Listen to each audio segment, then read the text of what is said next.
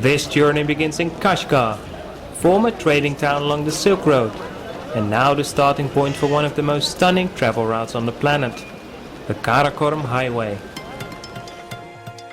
Stretching a grand 1200 kilometers from Kashgar to Islamabad, thereby connecting Central Asia to the southern subcontinent, this is truly one of the most impressive engineering feats in human history. Officially opened for tourism and trade in 1986, after 2 decades of full-time construction work, severe weather patterns continue to challenge the highway and often disrupt traffic on at least some parts of the road. The same was true when I set out to embark on a memorable journey. This is the Karakoram Highway.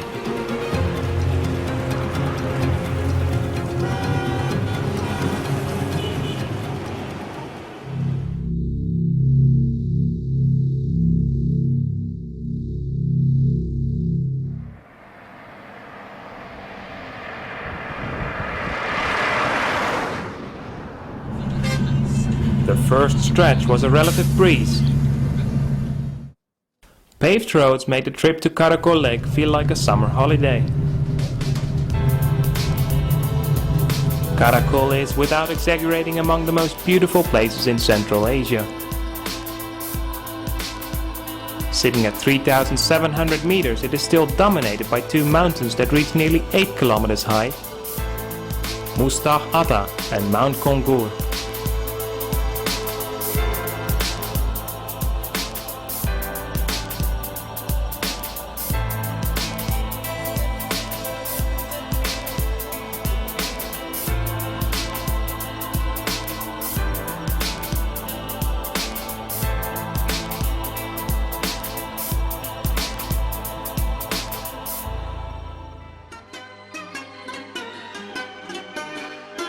Spending the night in style, I was welcomed by a Kyrgyz family living in a yurt, a traditional tent-like structure specifically designed for nomads. After a dinner of bread and fresh goat meat, lights went out quickly, as people can only use a minimum amount of electricity, having to rely on solar energy year-round.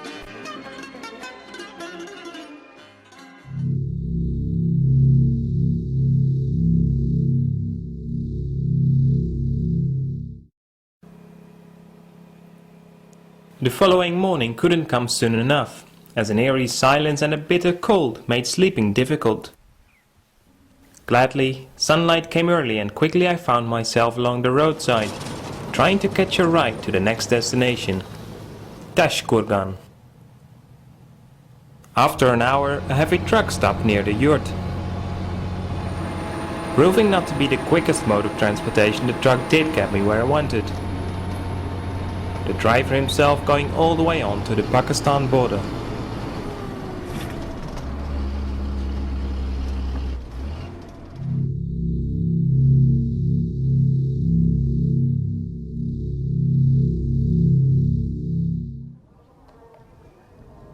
That Pakistan border came quickly for me too, although I did have to spend 2 days in Tashkurgan, which is not the most thriving town in the world.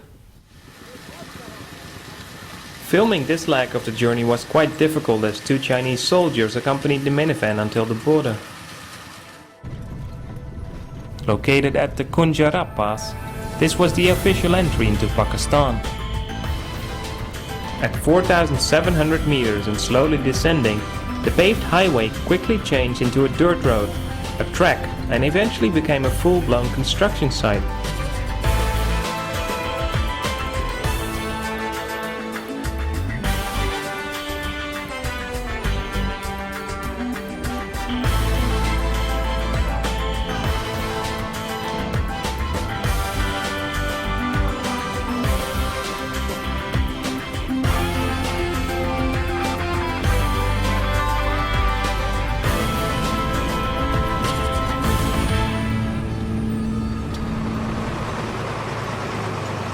Arriving in Sost, a strip of little supermarkets and tea shops, a petrol station and a few hotels actually came as a relief.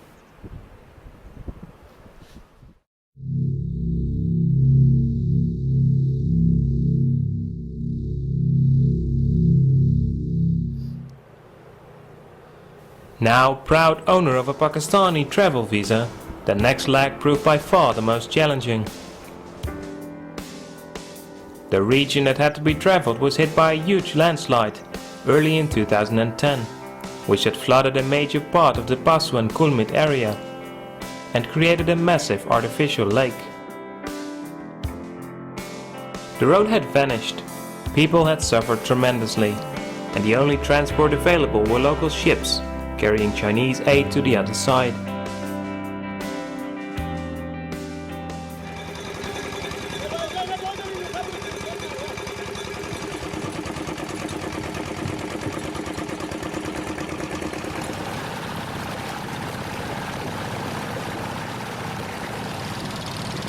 After setting off, the weather became a bit more unstable and quickly turned into a rocky scenario.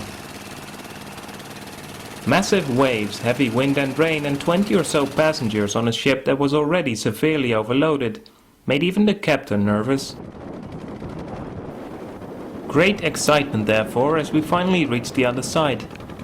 The 2 hours on the lake had felt like a lifetime. After walking through fine dust and sand for a few kilometers, jeeps eventually picked us up to bring us to the final destination of the day, Karimabad.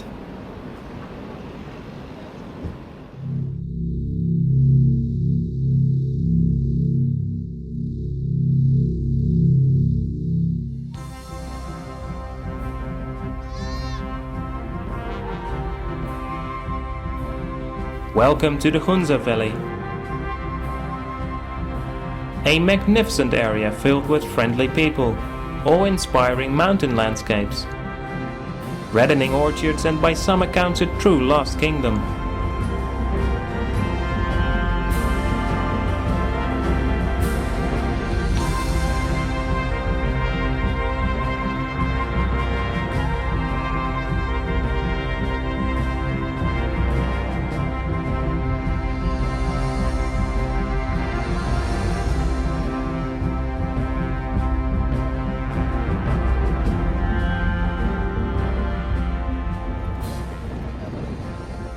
This place kept my attention for more than a few days, and with sorrow and a little regret I stepped into a minibus to travel as far as Skardu,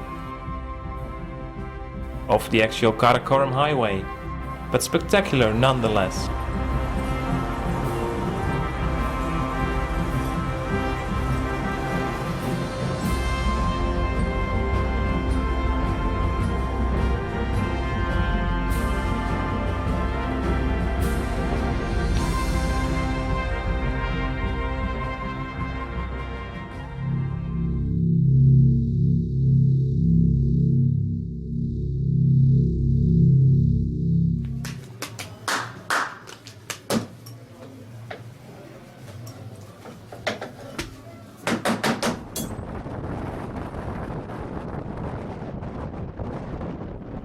Traveling around the Skardu area was unexpectedly challenging. An otherwise easy trip turned into a little adventure as a sandstorm suddenly picked up, covering the Indus Valley in thick dust.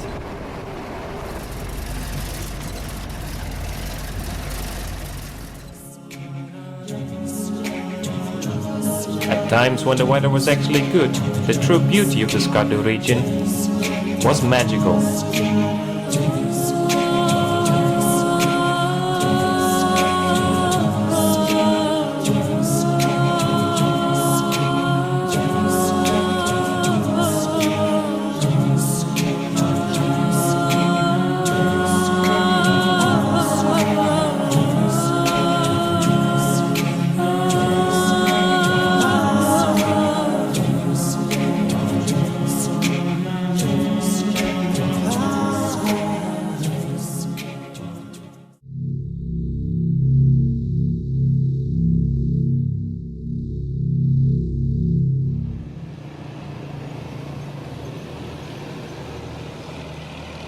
As a privileged Western traveler, I had the choice of flying to Islamabad instead of a 30 to 35 hour bus journey back to Hunza and onward to the capital of Pakistan.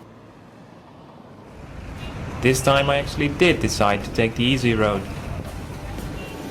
A few days later I stepped on a plane to conclude my journey along the Karakoram highway. But this time from the skies.